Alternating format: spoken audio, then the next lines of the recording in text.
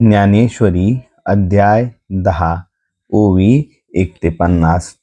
स्पष्ट बोध करण्यात चतुर असलेल्या व विद्यारूपी कमलाचा विकास करणाऱ्या या परावाणीचा विषय हीच कोणी तरुण स्त्री, त्या स्त्रीशी विलास करणाऱ्या श्री गुरु तुम्हास माझा नमस्कार असो. अहो संसार रूपी अंधाराचा नाश करणाऱ्या सूर्या, निरुपम अशा श्रेष्ठ सामर्थ्याने युक्त जवानीच्या भरात असलेल्या ज्ञानरूप चौथ्या अवस्थेचे स्नेहाने पालन करणे ही ज्याची क्रीडा आहे, अशी श्री गुरु तुम्हास माझा नमस्कार असो. अहो सर्व जगाचे पालन करणारे, कल्याण रूपी रत्नाची खाण असलेले, भक्तरूपी वनातील चंदन असलेले आणि पूजा करण्यास योग्य असलेले देव तुम्हास माझा नमस्कार असो. शहाण्या चित्तरूपी चकोरास, आनंद देणाऱ्या चंद्रा, ब्रह्मानुभवाच्या राजा, वेदगुणांच्या समुद्रा व कामाला मोहित करणाऱ्या तुम्हाला माझा नमस्कार असो. शुद्ध भावाने भजन करण्यास योग्य असणारे, संसार रूपी हत्तीच्या गंडस्थळाला नाश करणारे व विश्वाच्या उत्पत्तीचे स्थान असणारे, अहो श्री गुरुराया तुम्हाला माझा नमस्कार असो. तुमची कृपा हाच कोणी गणेश, तो जेव्हा आपले सामर्थ्य देतो तेव्हा सर्व विद्यामध्ये बालकांचा देखील प्रवेश होतो. आपण जे श्री गुरुदेव या आपली उदारवाणी ज्या भिवू नकोस असे आश्वासन देते, तेव्हा शांतादी नवस रूपी दिव्यांचा ठाव लागतो. महाराज, आपले प्रेम हीच कोणी सरस्वती, तिने जर मुक्याचा अंगीकार केला तर तो पैजेने बृहस्पती बरोबर वादविवाद करतो. हे राहू द्या, ज्याच्यावर आपली कृपा दृष्टी पडते अथवा वरदहस्त ज्याच्या मस्तकावर ठेवला जातो, तो जीवन जरा, परंतु तो शिवाच्या बरोबरीला येतो. एवढ्या सर्व गोष्टीचा ज्या सामर्थ्याने होतात, त्याचे मी कोणत्या विशेष बोलण्याने वर्णन करू. सूर्याचे शरीर चकाकीत दिसावे म्हणून त्यास लोखंडाच्या आरशाप्रमाणे घासण्याची जरुरी आहे काय? कल्पतरूला फलद्रूप होण्यास मोहर कशाला फुटायला पाहिजे? क्षीरसमुद्राला कशाने पाहुणचार करावा? त्याचप्रमाणे कोणत्या वासाच्या योगाने कापराला सुगंधित करावे? चंदनाला कशाची उटी लावावी? अमृताचे पक्वान कसे तयार करावे? आकाशावर मांडव घालणे शक्य आहे काय? याप्रमाणे श्री गुरुच्या मोठेपणा आकलन करणारे साधन कोठे आहे?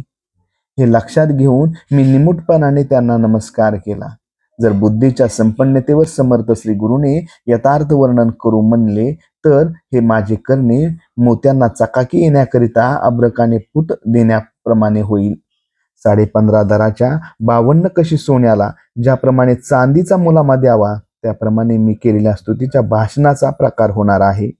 म्हणून यापुढे काहीही न बोलता आपल्या पायावर मस्तक ठेवावे हेच बरे. नंतर ज्ञानेश्वर महाराज म्हणाले, अहो स्वामी, चांगल्या प्रेमाने ज्ञानेश्वर आमचा आहे या भावनेने तुम्ही माझ्याकडे पाहिले, त्यामुळे कृष्णार्जुना संवाद रूपी गंगा यमुनाच्या संगमाच्या प्रयागावर मी वड झालो.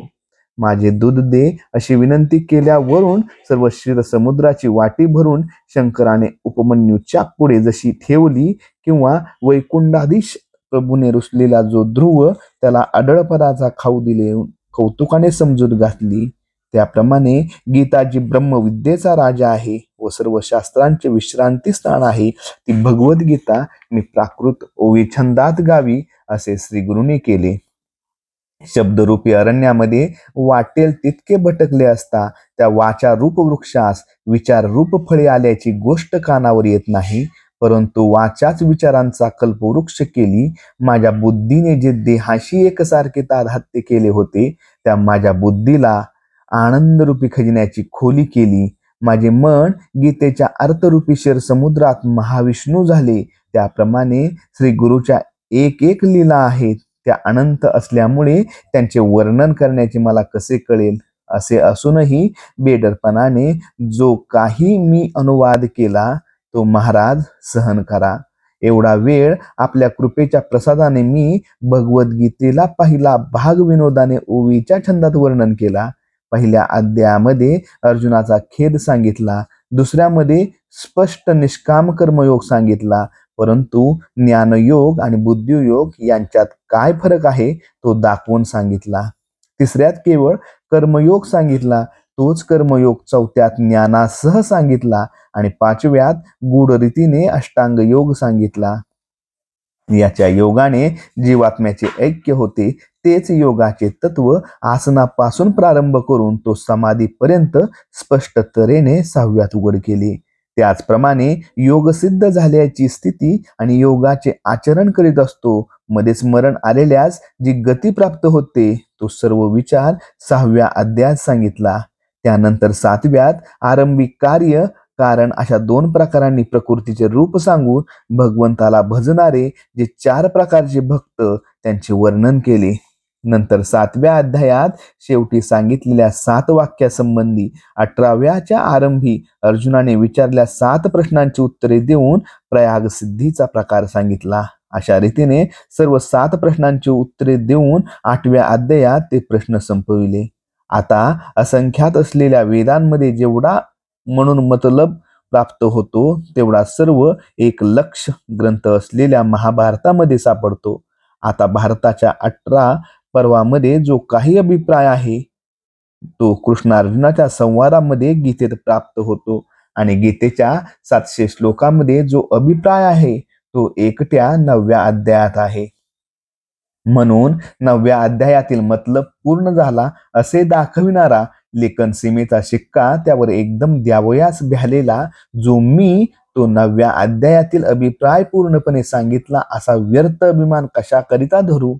अहो गुळ साखर व राब यांचे आकार जरी एकाच रसाचे झाले आहेत तरी त्यामध्ये गोडीचे स्वाद जसे निरनिराळे आहेत त्याप्रमाणे 18 अध्याय हे एकाच गीतेचे आहेत व त्याच्यामध्ये एकात ब्रह्मरसाचे वर्णन आहे, पण त्याच्या परिणामाकडे पाहिले तर ते निराळे आहे. ते असे की काही अध्याय अधिष्ठान ब्रह्मस्वरूपाला जाणून त्याचे वर्णन करतात, काही अध्याय त्या त्या ठिकाणात तू ब्रह्म आहेस अशी जाणीव करून देतात व काही अध्याय जाणावयास गेले असता जाणण्याच्या धर्मासह जाणणारा हरपून जातो, ब्रह्मरूप होतो असे हे गीतेचे अध्याय आहेत.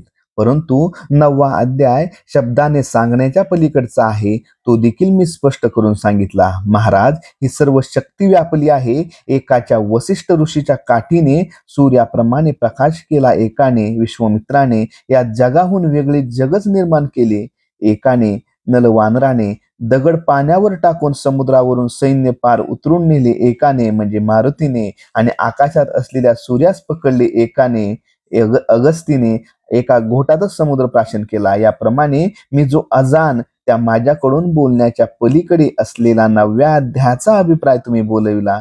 परंतु हे असो, येथे असे काय आहे की राम व रावण हे एकमेकाशी कसे लढले हे सांगावयाचे असेल तर जसे राम रावण हे एकमेकास युद्धात भिडले तसे असे सांगावे लागेल.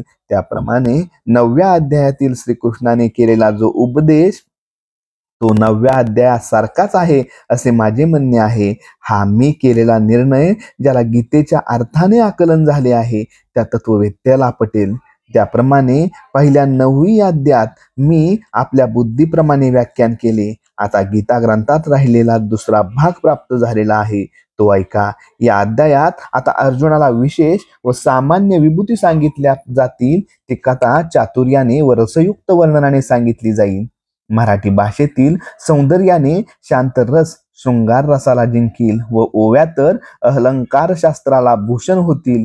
मूळ संस्कृत गीता ग्रंथावर माझी असणारी मराठी टीका जर चांगली वाचली आणि योग्य रीतीने दोन्हींचा अभिप्राय जर चांगला पटला तर कोणता ग्रंथ मूळ आहे हे कळणार नाही.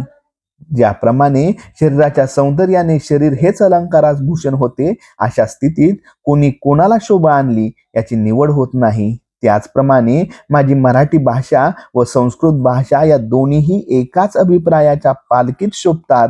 त्यात तुम्ही चांगल्या बुद्धीने ऐका. गीतेचा पुढे झालेला अभिप्राय सांगत असतात.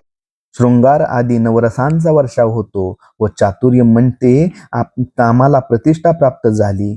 वरच्या ओवीत सांगितलेला परिणाम त्याच्या योगाने होईल असे मराठी भाषेचे सौंदर्य घेऊन नवरसांना घेऊन तारुण्य आणले व मग अमर्याद गीता तत्व रचले, म्हणजे गीतेवर टीका केली. याप्रमाणे संपूर्ण जगाचे श्रेष्ठ गुरु असलेले व शहाण्यांच्या चित्ताला आश्चर्यभूत असणारे असे जे यादवातील श्रेष्ठ श्रीकृष्ण ते बोलले ते ऐका. निवृत्तीनाथांचे शिष्य ज्ञानदेव म्हणतात, त्या श्रीकृष्णांनी काय भाषण केले ते ऐका. श्रीकृष्ण म्हणाले, अर्जुना, तू सर्व गोष्टींनी अंतकरणाचा धड आहेस. आम्ही पूर्वी जे व्याख्यान केले त्यामुळे तुझे लक्ष किती आहे हेच आजमावून पाहिले.